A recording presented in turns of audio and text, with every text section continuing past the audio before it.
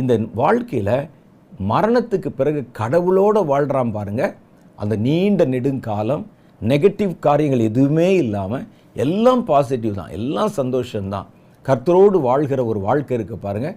அந்த வாழ்க்கைக்கு பேர் தான் நித்திய ஜீவன் என்பது.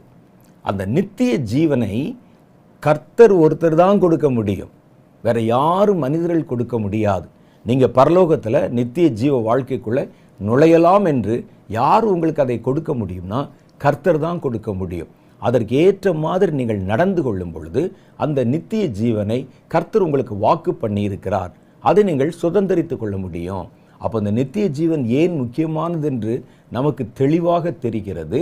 நித்திய ஜீவன் இல்லாவிட்டால் நரகத்தீயில, பாதாள குழியில சாத்தானோடும் அவனுடைய தூதர்களோடும் நம்முடைய நித்திய காலத்தை கழிக்க வேண்டி வரும்.